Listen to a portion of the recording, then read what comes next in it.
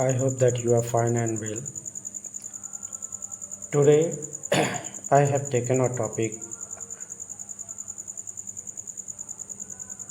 from class 9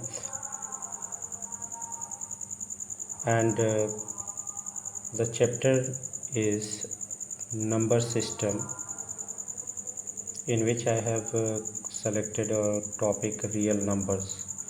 So firstly we know that what is a real number. So a real number whose square is non-negative, that number is known as real number, or you can say that the collection of rational and irrational numbers are called real numbers. Okay, so जो भी real numbers होते हैं they follow some property like addition properties and multiplication properties. So in addition properties of real numbers, we can say they follow the closure property.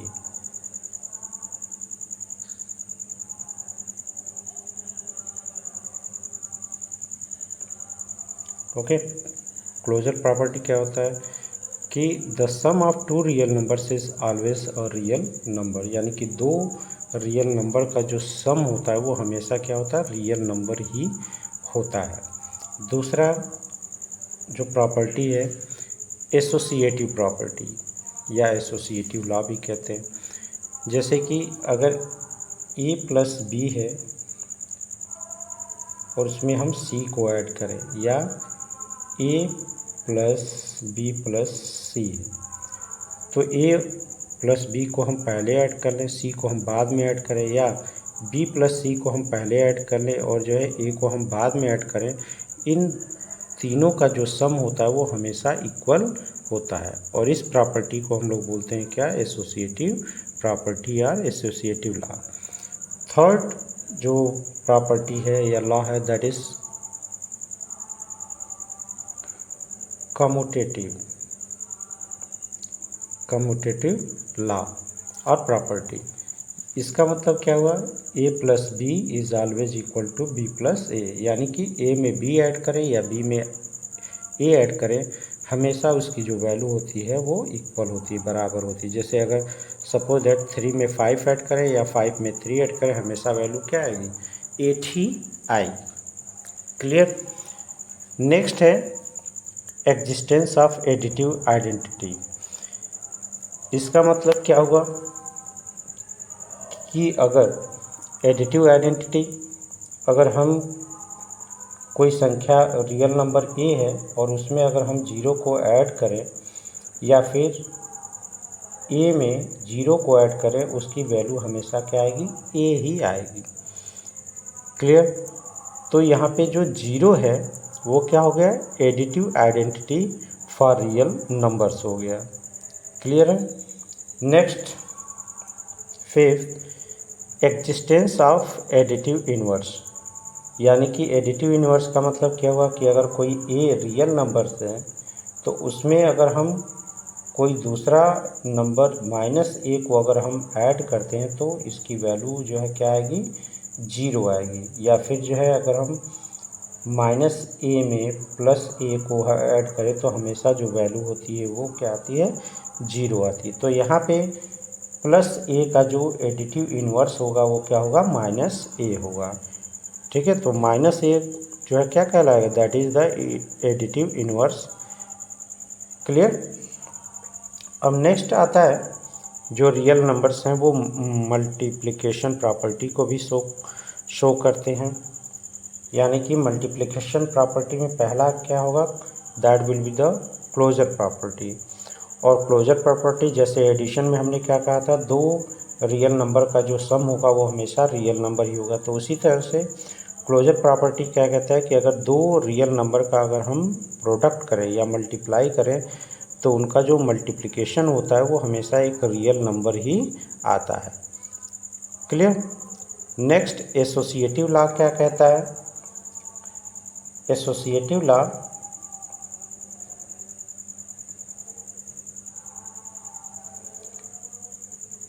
ये कहता है कि अगर हम a में b से मल्टीप्लाई करें और c को हम बाद में मल्टीप्लाई करें, या a को हम बाद में मल्टीप्लाई करें और b और c को हम पहले मल्टीप्लाई करें, तो इनका जो मल्टीप्लिकेशन है वो हमेशा इक्वल ही होता है। Clear. Next third, commutative property. तो कम्यूटेटिव प्रॉपर्टी क्या कहता है, a इंटू बी हो या b इंटू ए हो, इनका जो प्रोडक्ट होगा वो हमेशा क्या होगा, इक्वल होगा। नेक्स्ट है 4, multiplicative identity.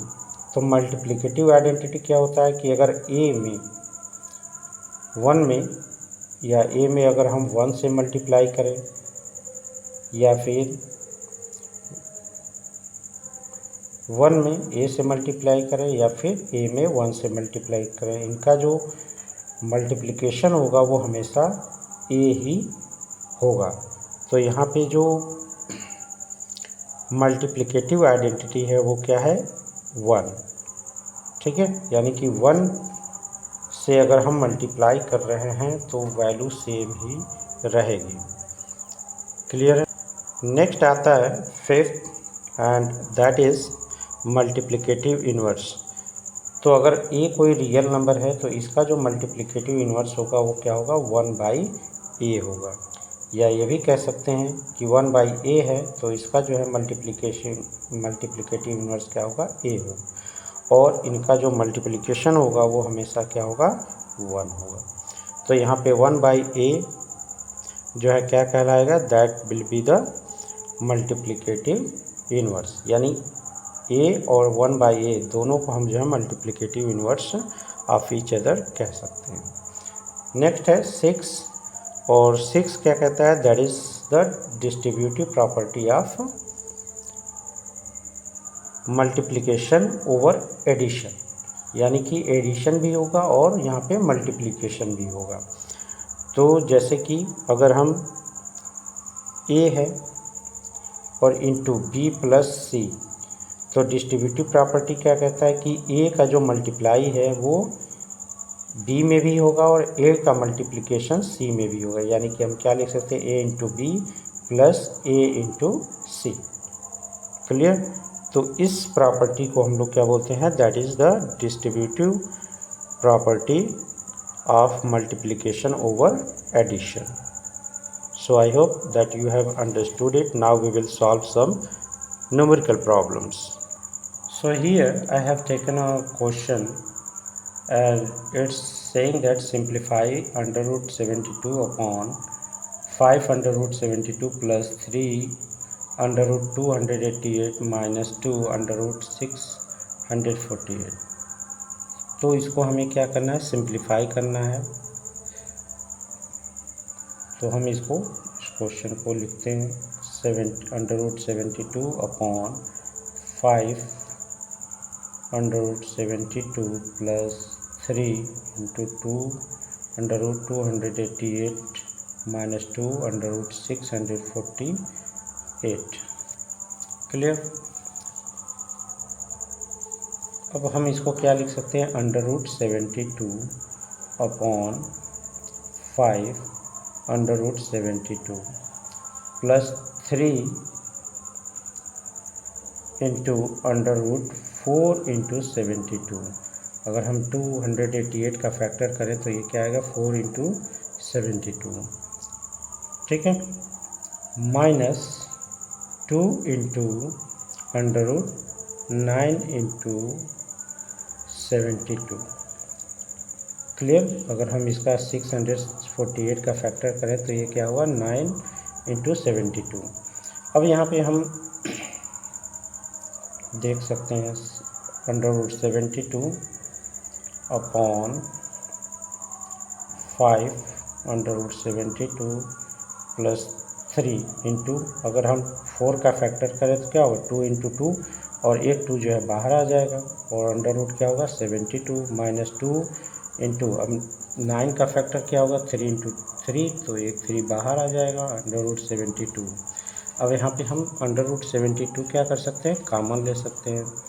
So we will get under root 72 upon √72 और ब्रैकेट में क्या बचेगा 5 + 3 × 6 minus 3 × 6 √72 will be cancelled and 6 will be cancelled, then we will get 1/5 and 1/5 will be the simplified form of the given question. So I hope that you have understood. Now I will solve the next question. So here I have taken the next question and it's given that simplify √a² minus b² plus a upon √a² plus b² plus b divided by √a² plus b² minus b upon a minus √a² minus b². सो इसको हमें जो है simplify करना है, तो हम फिर से इस क्वेश्चन को लिखते हैं √a² minus b² plus a upon √a² plus b² plus b divided by √a² plus b² minus b upon a minus √a² minus b²। अब चूँकि ये डिवीज़न है, डिवाइडेड है, तो इसको हम मल्टीप्लिकेशन में कन्वर्ट करेंगे तो ये चीज़ क्या होगी, रिवर्स हो जाएगी, पलट जाएगी। So we will get √a² minus b² plus a upon √a² plus b² plus b into a minus √a² minus b² upon √a² plus b² minus b। Clear. अब ये क्या हो गया, that is a plus b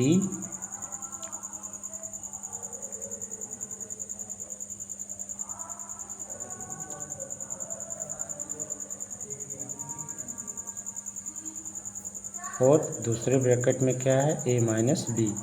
तो उसके according हम यहाँ पे क्या लिख सकते हैं, a² माइनस b²। ये जो है इसका फार्मूला हो जाएगा। सो a² और √a² माइनस b² का होल स्क्वायर अपॉन सेम इसी तरह से इसको भी हम लिख देंगे कि b² √a² प्लस b² का whole square minus b²। Clear. अब इसको हम थोड़ा और सिंप्लीफाई कर लेंगे। अब अंडर रूट का स्क्वायर होगा तो अंडर रूट क्या हो जाएगा, हट जाएगा। So we can write a² minus a² और ये क्या हो जाएगा प्लस b², क्योंकि माइनस है तो साइन जो है क्या हो जाएगा, चेंज हो जाएगा, अपॉन a² प्लस b² और माइनस b²। सो a² से a² कैंसिल और यहाँ पे b² से b² cancel. So we will get b² upon a²। So this is the simplified form of the given question. So I hope that you have understood this question very well. So now I am giving you 2 questions for doing by yourself. So here I have given the assignment, and that is first is simplify 3 plus under root 3 in one bracket and in second bracket 2 plus root 2 whole square. Okay, second question is 2 root 30 upon root 6 minus 3 root 140 upon under root 28 plus under root 55 upon under root 99.